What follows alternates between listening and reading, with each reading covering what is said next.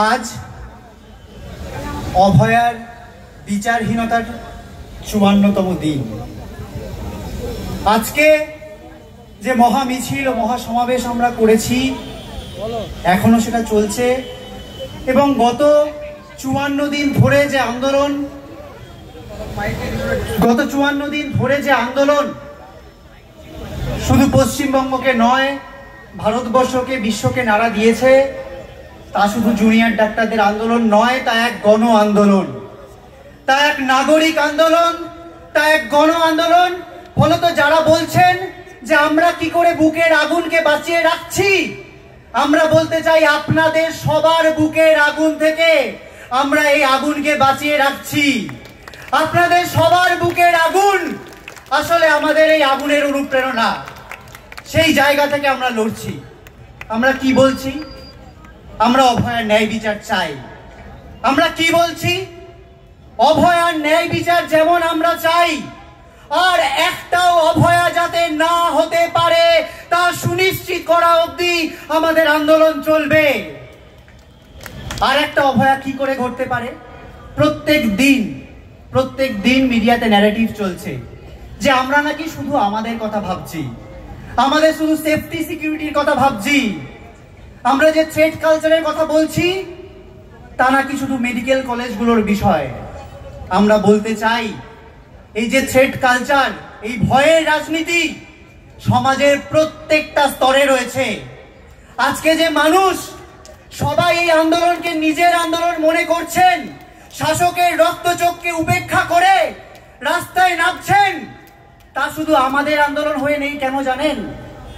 আজকে যে স্কুল ছাত্রীকে রক্তচক্ষু উপেক্ষা করে বাইরে বেরোতে হচ্ছে, যে গৃহ পরিচারিকাকে পাড়ার কাউন্সিলরের ভয় পেরিয়ে মিছিলে আসতে হচ্ছে, যে ডেলিভারি শ্রমিক নিজের ইনসেন্টিভের মায়া কাটিয়ে এখানে আসছে রক্তচক্ষুকে উপেক্ষা করে, যে সিনিয়র ডাক্তারেরা আমাদের পাশে দাঁড়িয়ে এত এই স্বাস্থ্য ভবন নিয়ে কথা হচ্ছিল, স্বাস্থ্য মন্ত্রক নিয়ে কথা হচ্ছিল, এই যে ব্যাপক দুর্নীতির বোঝা, তার চাপ প্রত্যেকটা সিনিয়র ডাক্তারকে কিন্তু পেতে হচ্ছে। তারপরেও যেভাবে আমাদের পাশে তারা দাঁড়াচ্ছেন, সরকারি হাসপাতাল হোক প্রাইভেট হাসপাতাল হোক, প্রত্যেকটা জায়গাকার ডাক্তার, নার্স, স্বাস্থ্যকর্মী প্রত্যেকে আমাদের পাশে দাঁড়াচ্ছেন এই ভয়ের রাজনীতিকে উপেক্ষা করে। পাড়ায় ক্লাবে প্রতিটি প্রতিষ্ঠানে যে ভয়ের রাজনীতি তাকে উপেক্ষা করে আজকে মানুষ পাশে আসছে।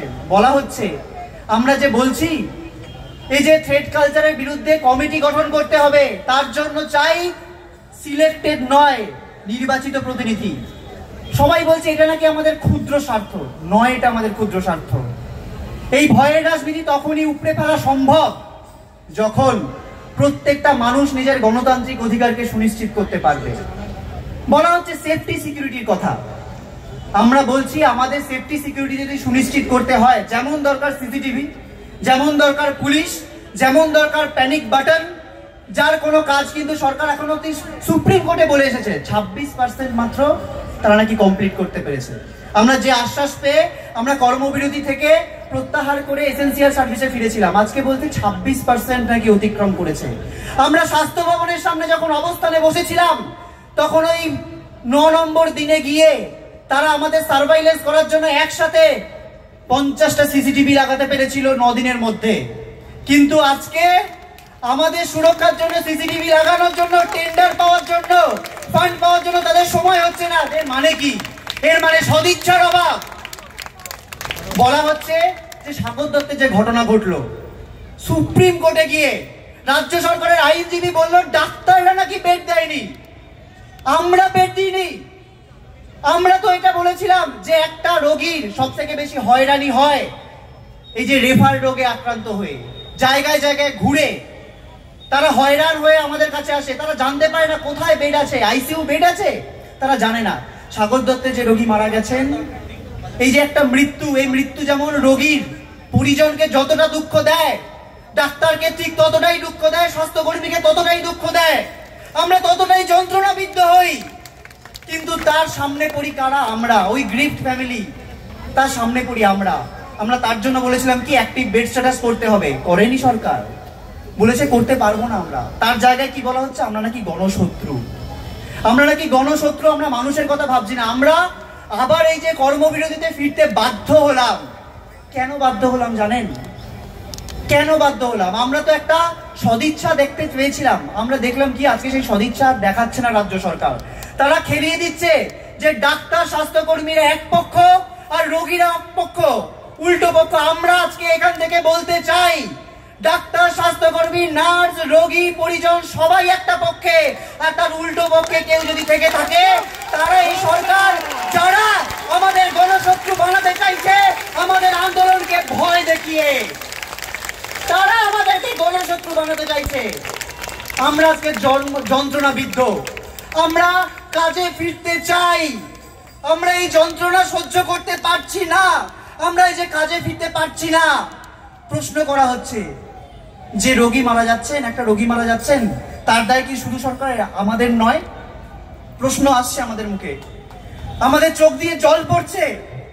আমরা বলতে চাই এই দায় যদি আমাদের নিতে হয় তাহলে প্রয়োজনে আমরা আমাদের জীবন বাজি রাখবো, প্রয়োজনে আমরা আমাদের জীবন বাজি রাখবো। আমরা এটা বোঝাতে চাই এই দায় যে সরকারের, সেই সরকার সেই দায় স্বীকার করুক।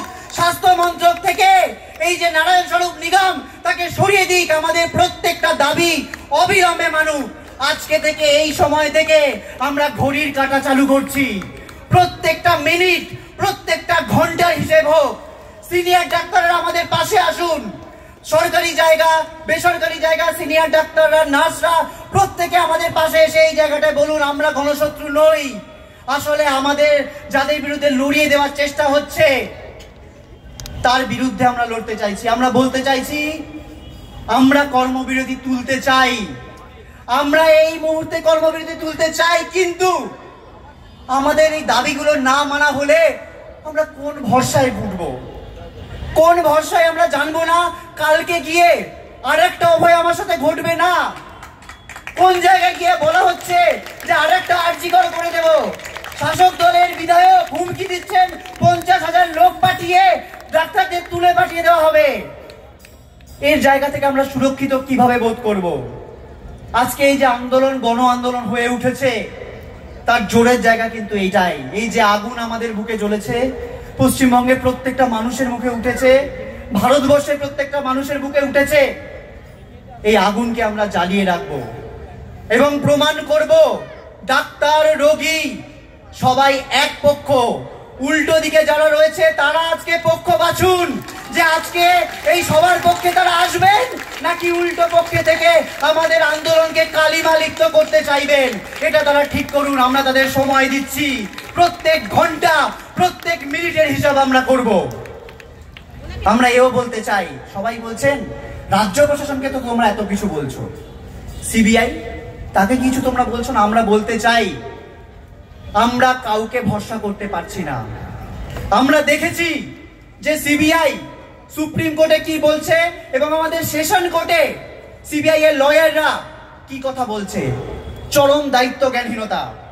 আমরা দেখেছি সিবিআই সুপ্রিম কোর্ট সুমতন কেস নেওয়ার পর, সুপ্রিম কোর্ট সিবিআই দায়িত্ব নেওয়ার পর কতগুলো কেস আজও অমীমাংসিত আমরা দেখেছি। ফলত আমাদের এই আন্দোলনের আগুনকে যদি আমরা জিয়ে নাড়তে না পারি তাহলে হয়তো ওপর ওপর কোনো সেটিং হয়ে যাবে। আমরা এই সেটিং করতে দেব না। প্রয়োজন হলে আমরা দিল্লি যাব, প্রয়োজন হলে আমরা এই যে প্রত্যেকটা কেস যেগুলো আজকে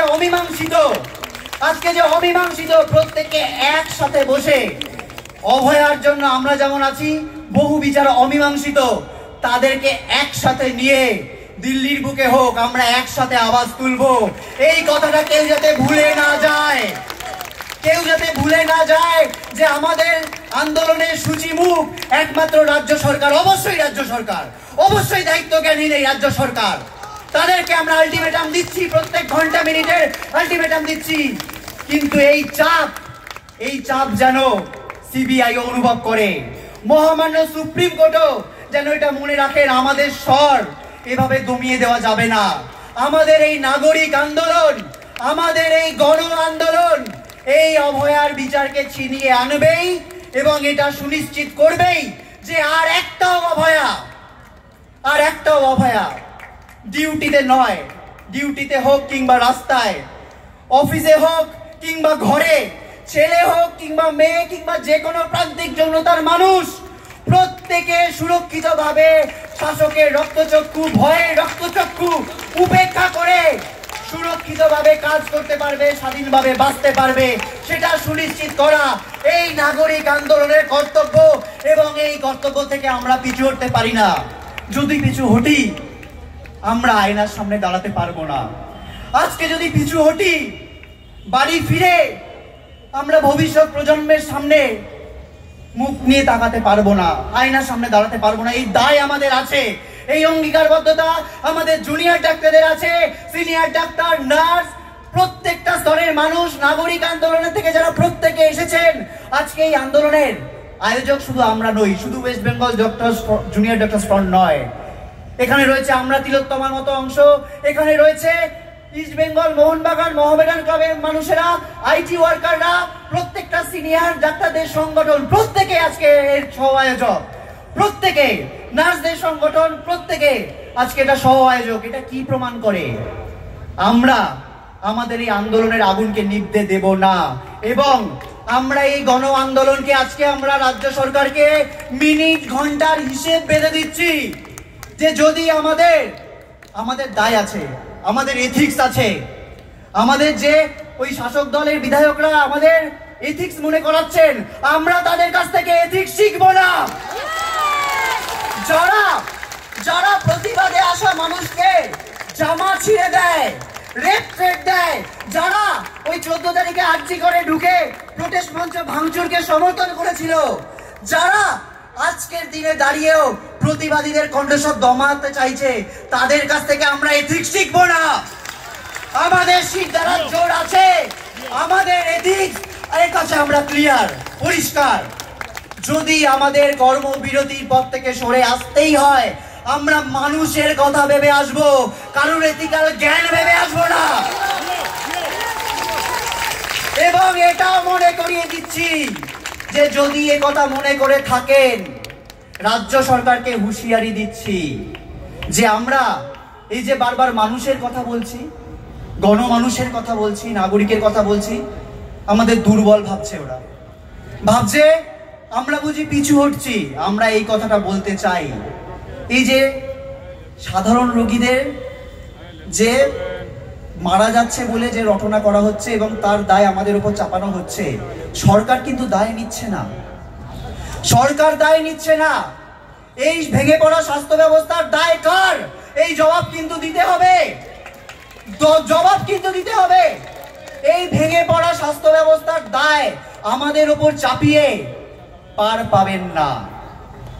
আমরা এখান থেকে স্পষ্ট বলছি যে সরকার তো এই দায় নিচ্ছেন না, তারা নির্দয়, তারা নির্লজ্জ, আমরা বুঝতে পেরেছি। কিন্তু আমাদের মানবিকতা আমাদের কাছে আছে। আমরা এই প্রতিশ্রুতি দিচ্ছি যে আমরা প্রয়োজনে আমাদের জীবন বাজি রেখে বুঝিয়ে দেব যে এই আন্দোলন নাগরিক আন্দোলন এবং সবাই আমরা একটাই পক্ষ, সেই পক্ষের দিকে আসবে কিনা সরকার সেটা বুঝুক, নাকি উল্টো পক্ষ এই তারা থাকবে, নাকি এই যে জনগণের পক্ষ, ডাক্তারদের পক্ষ, নার্সদের পক্ষ, সমস্ত মানুষদের পক্ষ, স্বাস্থ্যকর্মীদের পক্ষ, রোগীর পক্ষ, সেই পক্ষে তারা আসবে, নাকি তারা উল্টো পক্ষে থেকে নিজেদের বিপদ ডেকে আনবে। এই কথাটা, এই হুঁশিয়ারি আমরা এই মঞ্চ থেকে দিতে চাইছি। তারা ভাবছেন যে তাদের ভয় পাওয়ার নাকি কিছু নেই। বেশি কিছু কথা আমরা আর বলতে চাই না, অনেক কথা হয়তো রিপিট হবে, অনেক মানুষ কথা বলবেন, অনেকে এসেছেন, সবার কথা আমরা শুনবো। কিন্তু এই ভয়ের রাজনীতিকে আমরা যদি উপড়ে ফেলতে না পারি, আমাদের যে দাবিগুলো ছিল সেই দাবিগুলো কি এমন দাবি বলুন তো? এই যে বলা হচ্ছে নতুন করে দাবি, নতুন কোনো দাবি নয়, আমাদের দুটোই দাবি, দুটো স্পষ্ট দাবি। অভয়ের ন্যায় বিচার চাই এবং আর একটাও অভয় যাতে না হয় সেটা সুনিশ্চিত করা।